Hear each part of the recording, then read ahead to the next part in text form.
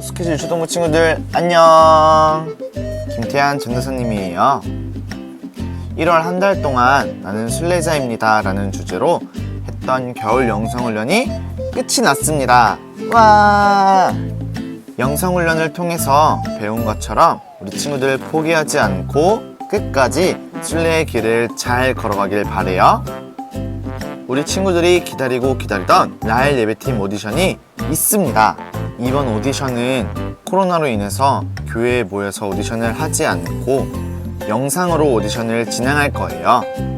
우리 친구들 집에서 영상을 찍어서 21일 주일 오후 2시까지 전도사님에게 보내주면 됩니다. 예배팀으로 함께 하길 원하는 친구들 많이 신청해주세요. 이번 2월달엔 아주 중요한 절기가 있어요. 바로 사순절입니다. 사순절 기간 동안 주님의 십자가를 생각하며 회개와 기도, 절제와 금식 등 우리 경건의 생활을 통해 고난의 길을 걸어가신 주님을 기억하며 그 은혜에 감사하는 시간이에요.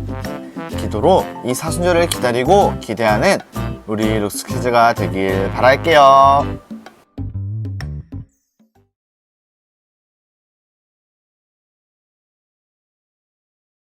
찬양하세 찬양하세 함께 소리 높여 찬양을 할렐루야 주님 찬양하세 찬양하세 찬양하세 함께 소리 높여 찬양 드리세 찬양만 곁다시 찬양만 기게 나타나신 주님 그는 언제나 동일하신 주 무릎 꿇고서 그 이름 외치 예수 나의 왕 예수 나의 왕 예수 나의 왕 아멘 찬양하세 찬양하세 찬양하세 찬양하세 왕께 소리 높여 찬양 드리세 할렐루야 찬양하세 찬양하세 찬양하세 찬양하세 왕께 소리 높여 찬양 드리세 그의 찬양받기에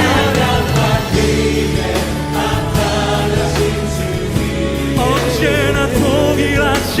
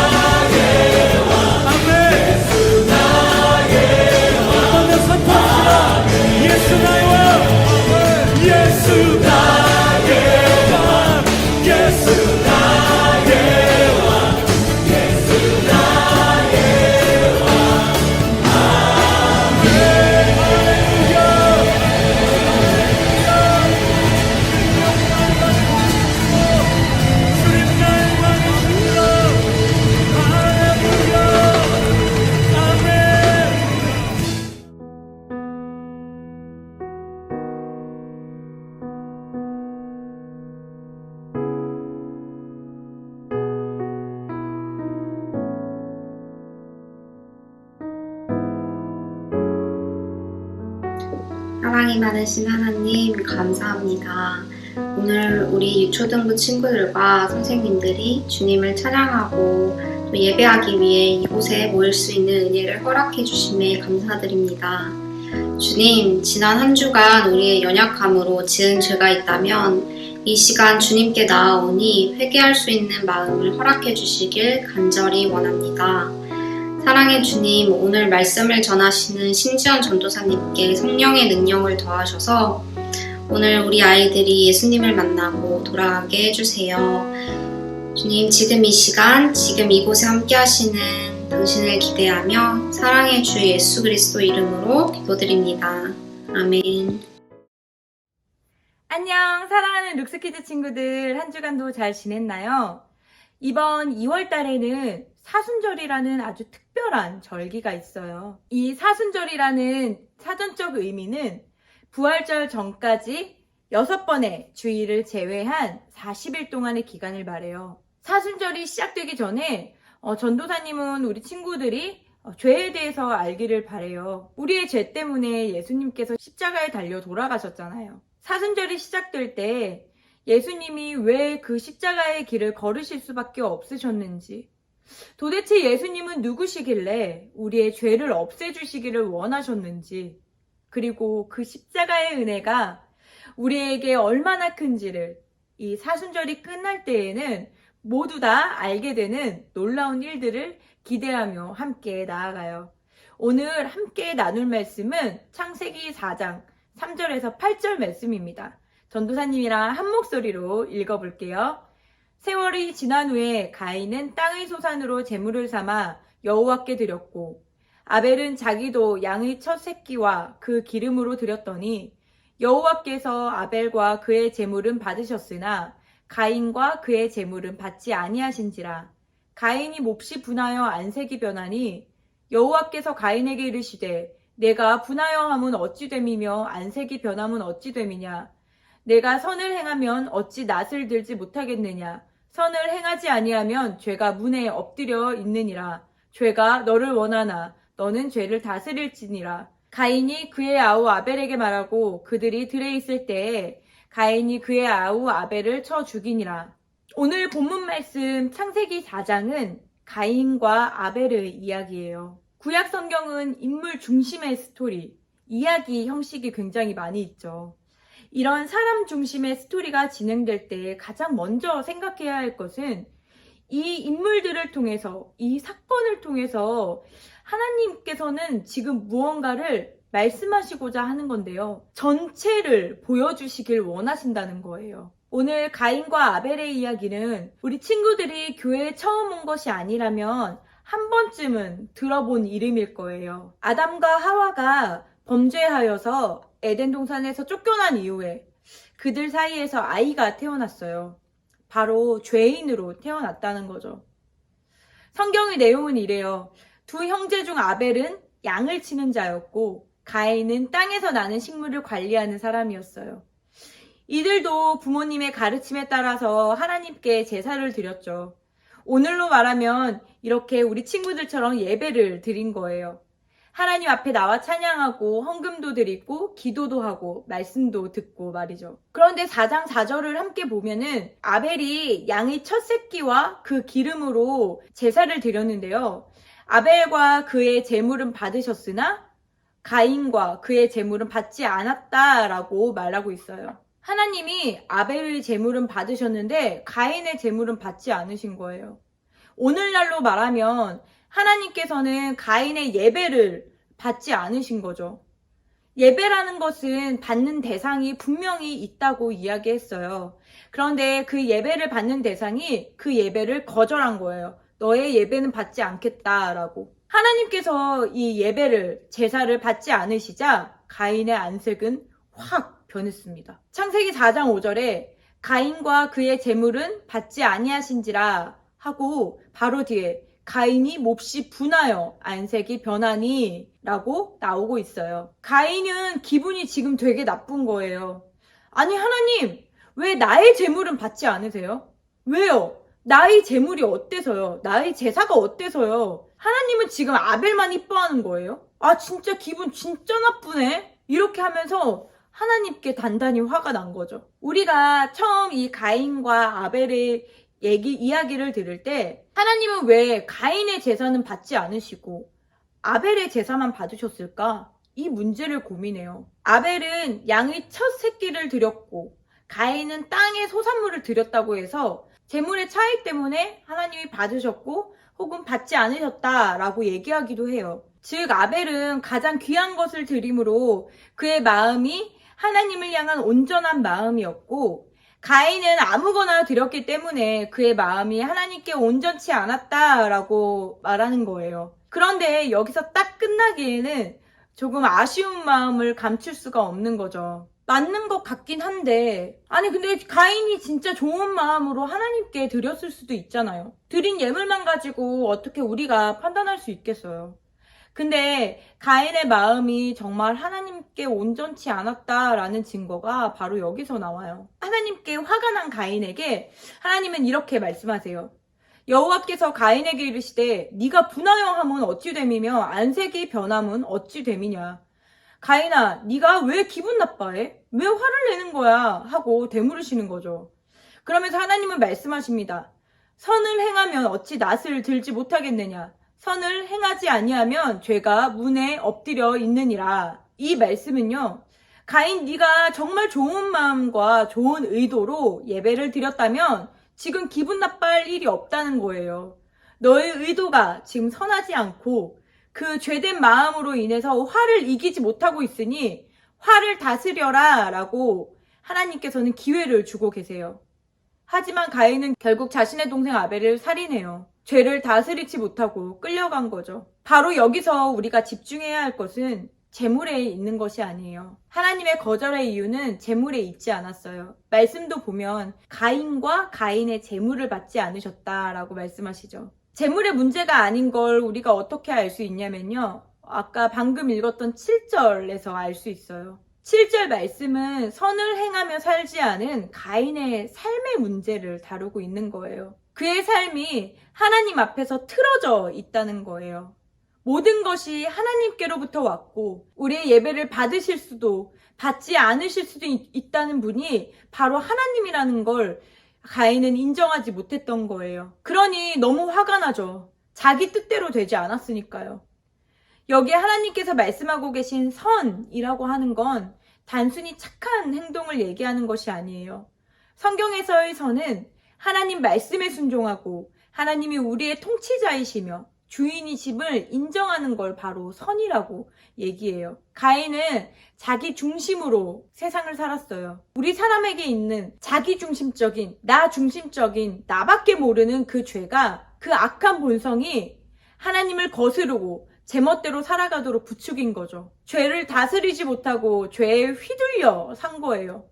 이것이 가인의 삶이었습니다. 죄란 선을 행하지 않는 것, 즉 하나님 중심이 아니라 나 중심인 삶을 살 때 너무나 자연스럽게 우리의 삶에서 볼 수 있게 됩니다. 전도사님 같은 경우는 그래요.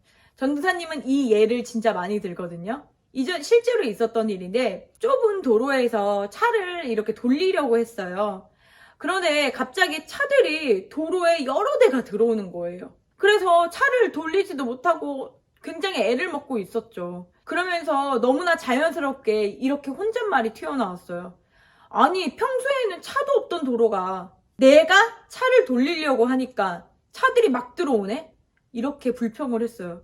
그런데 순간 깨달아진 마음은 뭐냐면요. 아, 정말 모든 게 내 중심이구나. 내 중심인 삶이 너무나 자연스럽구나. 이런 생각이 든 거죠. 전도사님이 차를 돌릴 땐 차가 오면 안 되나요? 아니잖아요. 그런데 우리 사람들은 자연스럽게 아니 내가 지금 이런 상황인데 아니 지금 내가 이렇게 불편한데 아니 지금 내가 우리 사람은 모두 다 나 중심인 삶을 살고 있는 거예요. 이렇게 나 중심인 삶은 모든 것이 만족스러울 수 없어요. 우리는 내 중심으로 모든 일들이 돌아가지 않으면 내 생각대로 흘러가지 않으면 화가 나기 쉬워요. 아주 갓난 아기들도 그렇죠. 지금 내가 배가 고프다고 빨리 밥 달라고 지금 내가 이 바지가 너무 불편하단 말이야 빨리 벗겨달라고요 이러면서 계속 쉴 새 없이 울죠. 아이들을 보면. 그리고 우리 친구들도 마찬가지예요. 우리 친구들 형제랑 왜 싸우게 되나요? 옆에 있는 형제가 내가 원하는 걸 해주지 않았기 때문이에요. 내가 원하는 방향으로 행동하지 않았기 때문이라고요. 그래서 자꾸 화가 나는 거예요. 우리 친구들 숙제하기 싫고 학교 가기 싫다고 얘기할 때 왜 그런가요? 내 몸이 편했으면 좋겠으니까. 내가 그걸 원하지 않으니까. 내가 싫으니까. 내가 그 상황이 싫으니까. 모두 다 나 중심으로 살아가고 있는 우리의 모습을 볼 수 있어요. 하나님 중심이 아닌 삶은 선을 행할 수 없는 삶이라고 하나님은 말씀하고 계세요. 그리고 바로 가인과 아벨을 통해서 너희들은 너희 중심으로밖에 생각할 수 없는 그런 악한 존재이다 라고 말씀하고 계신 거예요. 바로 가인의 삶도 마찬가지였죠. 그의 평소의 삶은 하나님을 향한 하나님이 중심인 삶이 아니었기 때문에 하나님은 그의 제사를 받지 않으셨고 그로 인해서 분노했고 자신의 동생까지 살해하는 범죄에 이르게 된 거예요. 만약에 가인이 하나님 중심으로 살았다면 어땠을까요? 아마 이렇게 말했겠죠. 하나님, 괜찮습니다. 하나님이 이번에 저와 저의 저의 제사를 받지 않으셨으면요. 하나님, 제가 다음에는 더 진실된 마음으로, 더 정직한 마음으로 하나님께 제사를 드리겠습니다.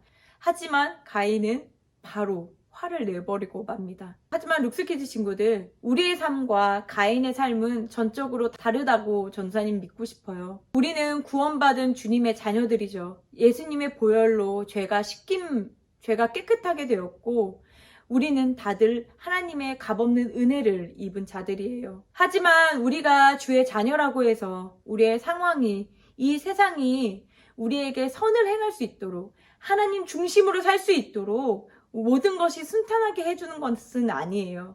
여전히 하나님의 뜻대로 살지 못하도록 유혹들이 너무나 많고 죄된 행동을 하고 싶은 그런 소망이 우리 안에는 여전히 있어요. 이런 것들을 이기며 나아가는 것이 바로 순례의 길이고 믿음의 싸움입니다. 우리 친구들이 죄 짓고 싶은 그 육신을 따라서 유혹에 무너져버리고 만다면 이 땅에는 정말 아무런 희망과 소망이 없다는 것을 알아야 해요. 주님은 그 앞에서 선을 행하며 진정으로 예배하는 단 한 사람의 예배자를 지금 찾고 계신다고 말씀하고 계십니다. 그런 예배자가 주님 앞에 선다면 그 한 사람을 통해서 하나님이 일하실 거예요. 하지만 진짜 문제는 하나님의 백성들이 가인과 같은 예배를 드리고 가인과 같은 삶의 태도를 가지고 하나님을 두려워하지 않고 나의 감정과 상황만을 앞세우고 내세운다는 거예요. 주장한다는 거예요. 교회 밖을 나가서 또 우리는 세상 속에 그리스도인으로 살아야 합니다. 우리 친구들의 집에서, 학원에서, 학교에서 예수님을 따르는 사람으로 살아갈 때 과연 가인의 모습으로 살아가고 있지는 않은지 정직하게 우리 친구들의 삶을 살펴보았으면 좋겠어요. 어떤 선교사님에게 한 청년이 이렇게 물었다고 합니다. 이 땅의 교회가, 우리 가정이, 이 나라가 어떻게 하면 다시 희망과 소망이 있겠습니까? 라고 선교사님께 물었다고 해요. 그랬더니 선교사님은 이렇게 대답했다고 합니다. 방법이 있습니다. 그렇게 말하고는 선교사님은 작은 막대기를 가지고 동그라미를 그렸습니다. 그리고 그 동그라미 안으로 청년 보고 들어오라고 합니다. 이 동그라미 안에 있는 사람이 변하면 하나님이 이 사람을 통해 놀라운 일을 행하실 것입니다. 세상이 변하기를 바라지 마세요. 살아가면서 어렵고 힘들어도 하나님의 말씀을 지키면서 선한 싸움을 하세요. 그리고 주님 앞에서 도와달라고 우세요. 돌아가서 하나님의 말씀대로 선을 행하고 산다면 하나님이 기뻐하실 것이고 그의 말씀에 순종하는 선한 당신을 통해서 이 세상 가운데 하나님의 살아계심을 보여줄 것입니다. 사랑하는 룩스키즈 친구들, 우리의 죄는 우리의 노력으로 씻을 수도 없고 나의 능력으로 그 죄를 어찌할 수 있는 것도 아니에요. 하지만 하나님께서 우리에게 이 십자가, 예수님의 사랑을 우리에게 보이심으로 담대히 이 세상에서 그 죄를 이기고 살아갈 능력을 허락하여 주셨어요. 그 시간들 속에서 그 죄에게 지지 말고 선으로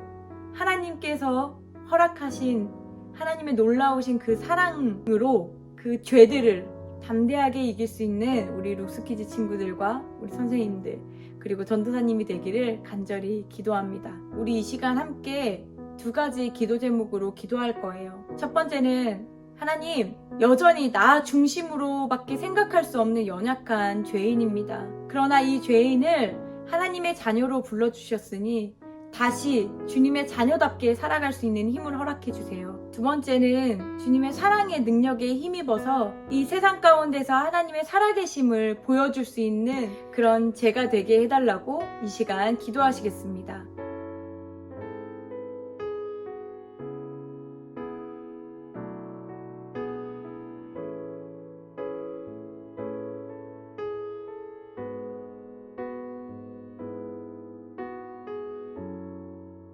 사랑이신 주님 감사드립니다.